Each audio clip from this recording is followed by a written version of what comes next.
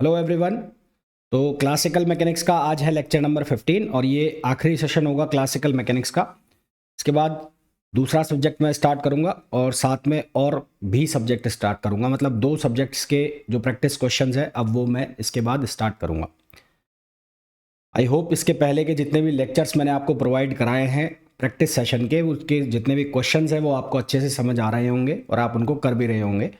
और कुछ इसी तरह के क्वेश्चंस भी आपको एग्जाम के अंदर देखने को मिलते हैं, इनसे ही मिलते जुलते कॉन्सेप्ट आपको देखने को मिलते हैं। जितने भी मैंने क्वेश्चंस अभी तक लिए हैं ये इंपॉर्टेंट क्वेश्चंस हैं, किसी ना किसी एग्जाम के अंदर आए हुए क्वेश्चंस हैं। तो इनको अगर आप कर रहे हैं, सच में आप कर रहे हैं, तो सीरियस होके करना। और इनके जो कॉन्सेप्ट जो यहाँ पर यूज़ किए गए हैं वही रिफ्लेक्ट करेंगे एग्जाम के अंदर, वही आपके काम आएंगे। चलिए भाई स्टार्ट करते हैं आज का लेक्चर।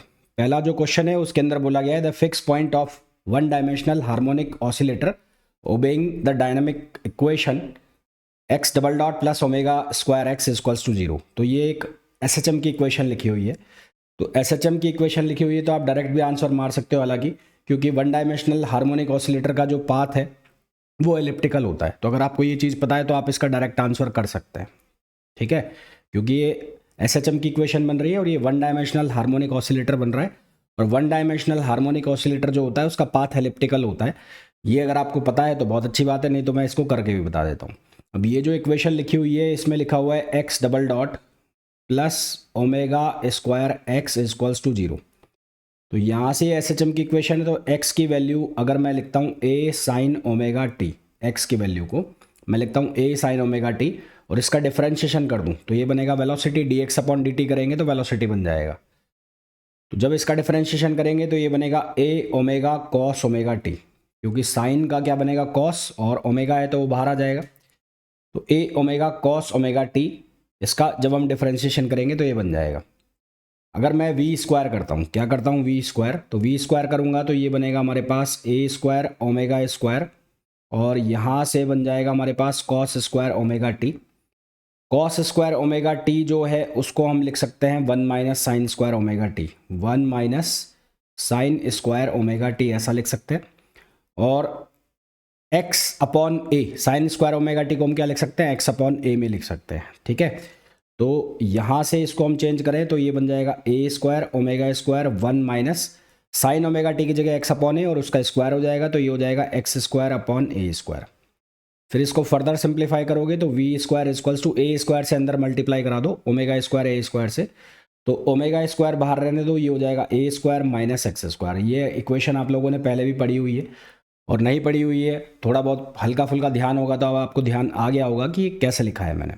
अब इसको एक्सपेंड कर दो, इसको एक्सपेंड करोगे तो यहाँ से बन जाएगा V square equals to omega square A square minus omega square X square, ऐसा बन गया। इसको ट्रांसपोज कर दो, ट्रांसपोज करोगे तो ये बन जाएगा omega square X square plus V square equals to omega square A square, ये बन गया। अब ओमेगा से डिवाइड कर दो ओमेगा स्क्वायर से, तो एक्स स्क्वायर प्लस ये हो गया V square upon omega square equals to A square, ठीक है ना। यहाँ तक मेरे हिसाब से सबको समझ में आ गया होगा।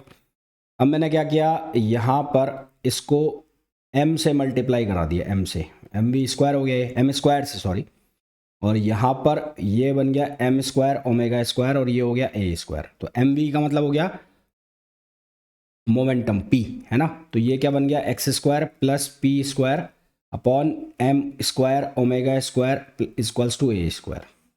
तो ये हमारे पास इक्वेशन बन गई किसकी, एलिप्स की। और यही मैंने आपको पहले भी बताया था कि यार आपको ध्यान है, आपको पहले से पता है कि वन डायमेंशनल हार्मोनिक ऑसिलेटर में इक्वेशन जो बन जाती है वो एलिप्स की इक्वेशन बनती है, एलिप्स फॉलो होता है। तो आंसर आप डायरेक्ट भी लगा सकते हैं, इतना बड़ा करने की आपको ज़रूरत नहीं है। नेक्स्ट क्वेश्चन पे आइए। नेक्स्ट क्वेश्चन में बोला है a planet is revolving around a star in an elliptical orbit, the ratio of the farthest distance to the closest distance of planet from the star is. देखो एक relation होता है radius का, ये मैंने आपको पहले भी बताया हुआ है, R equals to one upon C, C constant है, वन प्लस एप्सिलॉन मतलब एसेंट्रिसिटी और कॉस थीटा। फिर कल ही बताया था शायद मैंने एक, ये इस तरह का मैंने डायग्राम बनाया था, यहाँ पर था सन, यहाँ पर था पेरेगी और यहाँ पर था एपोगी। तो पेरेगी पर ये एंगल ऐसे घूम रहा है तो यहाँ पर जब पैरेगी पे है तो यहाँ पर थीटा की वैल्यू 0 डिग्री है, और जब एपोगी पर जा रहे हैं तो थीटा की वैल्यू कितनी हो रही है, पाई हो रही है ना। तो थीटा की वैल्यू जब 0 डिग्री हो रही है तो यहाँ पर आप 0 डिग्री डालोगे तो ये रहेगा प्लस का, और जब एपोगी पर जाओगे यानी कि फारदेस्ट पॉइंट पर, जब यहाँ पर थीटा की वैल्यू आप माइनस डालोगे, पाई डालोगे, तो ये हो जाएगा माइनस का। यानी कि जब आप फारदेस्ट पॉइंट पर एपोगी पर निकालोगे, फारदेस्ट पॉइंट पर, तो फारदेस्ट पॉइंट पर ये रिलेशन क्या बनेगा, 1/c 1 माइनस एप्सिलॉन, और क्लोजेस्ट पॉइंट पर जब आप निकालोगे तो ये क्या बनेगा, 1/c और ब्रैकेट 1 माइनस एप्सिलॉन। हमें रेशो दिया हुआ है फारदेस्ट का क्लोजेस्ट से, तो फारदेस्ट का क्लोजेस्ट से रेशो है r farthest upon r closest. ये रेशो हमें दिया हुआ है कितना, 1.5। ठीक है, ये रेशो हमें कितना दिया हुआ है, 1.5 हमें रेशो दिया हुआ है। तो यहाँ से ये वैल्यूज़ यहाँ पर सब्सटीट्यूट करो तो ये हो जाएगा 1/c 1 माइनस एप्सिलॉन, और ये हो जाएगा 1/c, और ये हो जाएगा 1, ये प्लस करना है ना, क्लोजेस्ट का प्लस करना है, तो 1 प्लस एप्सिलॉन, और यहाँ से कितना आ जाएगा 1.5, तो ये c से c कैंसिल हो गया, तो हमारे पास रिलेशन बन जाएगा क्या, 1 plus epsilon upon 1 minus epsilon equals to 1.5। ये रिलेशन हमारे पास बन गया। तो क्रॉस मल्टीप्लाई करके हम सॉल्व करेंगे तो एप्सिलॉन की वैल्यू आ जाएगी 0.2, एप्सिलॉन की वैल्यू आ जाएगी 0.2, विच इज़ ऑप्शन बी। अब चाहे तो आप डायरेक्ट भी आंसर ये लगा सकते हैं, अगर आपको रेशो पता है R max upon R minimum का, अगर आपको डायरेक्ट रेशो पता है R max upon R minimum का, ये रेशो भी होता है 1 plus E upon 1 minus E. अगर आपको ये पहले से पता है, आप लोग अपनी जूनियर क्लासेस में पढ़ा होगा, तो भी आप डायरेक्ट आंसर लगा सकते हैं, इतना बड़ा करने की ज़रूरत नहीं है। और नहीं पता है तो फिर आप ऐसे करके लाओगे। नेक्स्ट क्वेश्चन पे आओ। नेक्स्ट क्वेश्चन में बोला है the Lagrangian L equals to √1 plus dy upon dx square where yx is a function of x. The stationary condition on the action s equals to x1 to x2 L dx with fixed endpoints x1 x2 leads to one of the following expression with a b constant. L की value हमें given है, तो L की value कितने की है, given है √1 plus dy upon dx और इसका स्क्वायर हो गया, ये वैल्यू हमें गिवन है। हमें x1 से x2 तक ले जाना है, x1 से और x2 L dx। सबसे पहले dy अपॉन dx जो है इसको मैं लिख रहा हूँ y prime, let y prime equals to dy upon dx, ऐसा मैंने लिख दिया। तो ऐसा लिख दिया तो यहाँ से ये जो इंटीग्रेशन है, ये इंटीग्रेशन में क्या आएगा, 1 प्लस वाई प्राइम का स्क्वायर हो जाएगा। ठीक है, क्या हो जाएगा, 1 प्लस वाई प्राइम का स्क्वायर। तो ये हमारे पास फंक्शन भी होता है, जब हम हैमिल्टन्स इक्वेशन की बात करते हैं तो हमारे पास जो फंक्शन है वो फंक्शन क्या बन जाएगा, F Y Y prime X, और यहाँ पर ये वैल्यू क्या हो गई, ये हो गई 1 प्लस वाई प्राइम स्क्वायर। ठीक है, 1 प्लस वाई प्राइम स्क्वायर। जब हम हैमिल्टन इक्वेशंस लिखते हैं, हैमिल्टोनियन इक्वेशन, तो हैमिल्टोनियन इक्वेशन में हम लिखते हैं डी अपॉन डी एक्स, ये बन जाएगा D F upon D Y prime, और minus D F upon D Y equals to 0। ये हम हैमिल्टोनियन इक्वेशन में लिखते हैं, आपको याद आ गया होगा। अब D F upon D Y तो यहाँ पे एग्जिस्ट कर नहीं रहा है, तो वो तो 0 हो जाएगा। तो D F upon D Y, D F upon D Y ये तो 0 हो गया।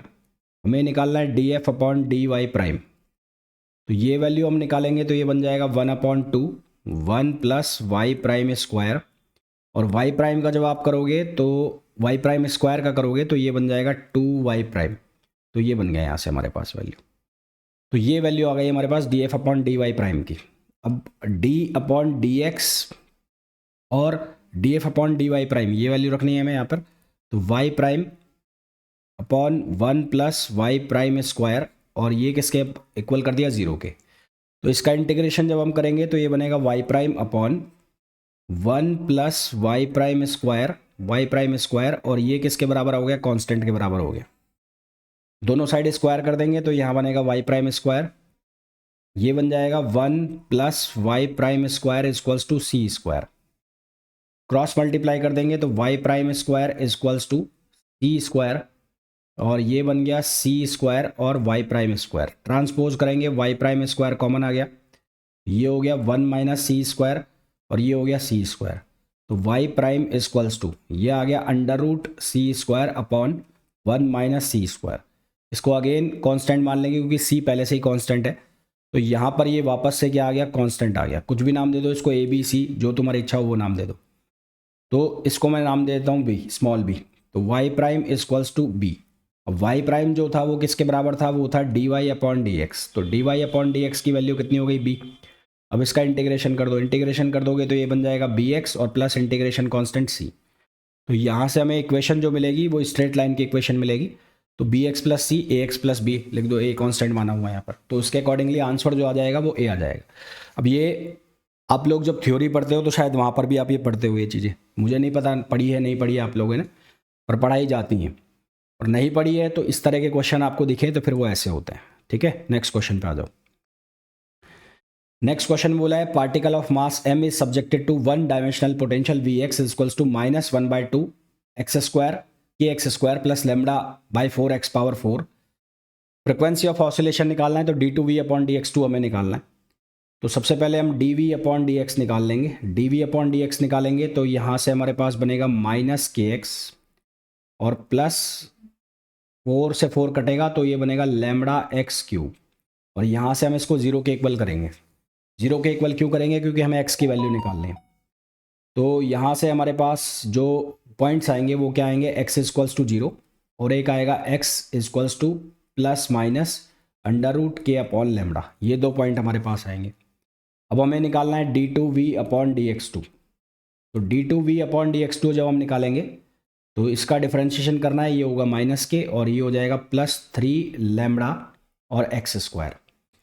अब x की वैल्यू डालनी है। जब हम x इक्वल्स टू 0 करेंगे तो यहाँ पर वैल्यू मिलेगी -k जो कि मैक्सिमा की कंडीशन देगा। तो at x equals to 0, x equals to 0 d2v upon dx2 equals to आएगा -k और ये हमें किसकी वैल्यू देगा, मैक्सिमा की वैल्यू देगा। ये किसकी वैल्यू देगा, मैक्सिमा की। तो ये हमारे काम की है नहीं, ये हमारे काम की है नहीं। हमें चाहिए मिनिमा, स्टेबल की कंडीशन चाहिए। तो ये काम की नहीं है तो हम क्या वैल्यू रखेंगे, प्लस माइनस अंडर रूट के अपॉन लेमडा। तो at x equals to plus minus under root के अपॉन लेमडा, ये वैल्यू हम चूज करेंगे। तो यहाँ से हमारे पास आएगा d2v upon dx2 equals to ये -k और +3 ये लेमडा और x स्क्वायर की जगह कितना हो जाएगा, ये हो जाएगा k अपॉन लेमडा। तो लेमडा से लेमडा कट गया, यहाँ से हमारे पास वैल्यू आ गई 2k और ये पॉजिटिव आया है, पॉजिटिव आया है तो ये क्या हो जाएगा, स्टेबल हो जाएगा। तो ये वैल्यू हमें चाहिए। अब ये जो वैल्यू है d2v अपॉन dx2 ये किसके बराबर होती है, ये बराबर होती है k के। तो ओमेगा बराबर होता है under root k by m। तो ये वाला जो k है ये किसके बराबर होता है, ये बराबर होता है d2v अपॉन dx2 के, जो कि हमने ऑलरेडी निकाल लिया है, जो कि कितना है 2k। तो ओमेगा की वैल्यू कितनी आ जाएगी, under root 2k upon m। तो हमारे पास जो सही आंसर आ जाएगा वो क्या आ जाएगा, डी आ जाएगा। नेक्स्ट क्वेश्चन पे आ जाइए।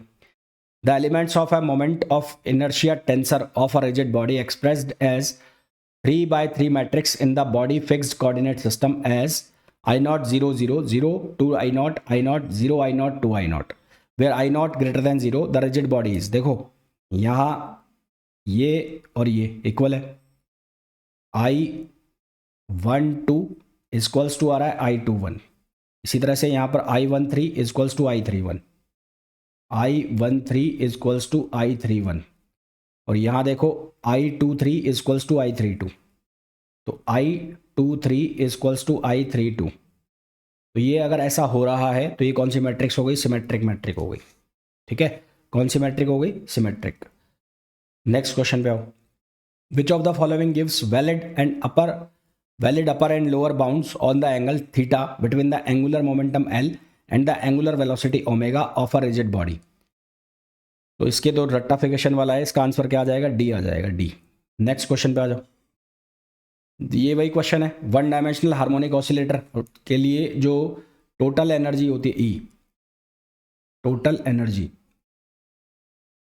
तो टोटल एनर्जी किसके बराबर होती है, वो बराबर होती है kinetic energy plus potential energy. तो काइनेटिक एनर्जी को अगर हम मोमेंटम के फॉर्म में लिखेंगे तो वो लिखा जाएगा p² / 2m plus potential energy को लिखेंगे तो वो लिखा जाएगा 12 kx² और टोटल एनर्जी को हम लिख रहे हैं ई से। तो ये किसको फॉलो कर जाता है, एलिप्स को फॉलो कर जाता है। तो ये एलिप्स की इक्वेशन बनती है, जो कि मैंने आपको पहले क्वेश्चन में भी बताया था। सही आंसर हमारे पास क्या हो जाएगा, बी हो जाएगा। Next question, assuming the fundamental Poisson bracket Q P equals to 1, evaluate the Poisson bracket P square Q square. हमें लिखा हुआ है पी स्क्वायर क्यू स्क्वायर, तो प्रॉपर्टी अगर यूज करें तो P square square Q square बराबर होगा किसके, minus of Q square P square, minus of Q square P square. तो मैं इसको सॉल्व करूंगा, minus of Q square P square को। तो इसको जब हम सॉल्व करेंगे तो इस ब्रैकेट को, तो ये माइनस यहाँ del Q two upon del Q, del P two upon del P, minus del Q two upon del P और del P two upon del Q. इसको हम सॉल्व कर रहे हैं। तो ये माइनस है ही यहाँ पर, ये बनेगा कितना 2q और ये बनेगा कितना 2p और ये हो जाएगा 0। तो यहाँ से हमारे पास आंसर आ जाएगा 4qp। तो 4qp is the right answer which is option D.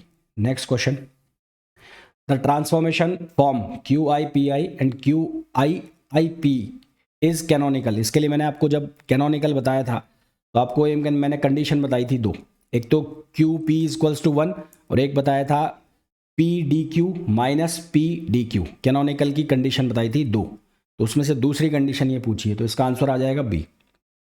Next, the